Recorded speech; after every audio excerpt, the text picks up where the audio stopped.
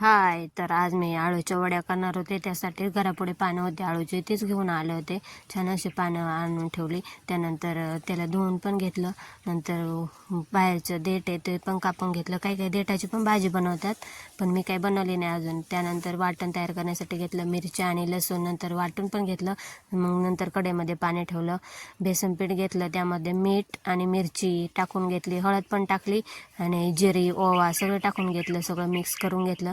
त्यानंतर पानाला लावून घेतलं. एकावरती 3 पानं ठेवली होती. छोटी छोटीच पानं होती, त्यामुळे एकावरती 3 ठेवली होती. छान अशी शिजली. तर शिजून वगैरे झाले छान असे. त्यानंतर दुसऱ्या ताटामध्ये काढून घेतली. नंतर थोडेसे थंड झाल्यावर होते त्याला कापून तळून घेतलं तेलामध्ये. खूप छान झाल्या होत्या वड्या. तर वड्या म्हणल्यावरती वरण भात तर पाहिजेनच. मग वरण भात पण केलं होतं. वरण भात आणि वडी खूप छान अशी लागते.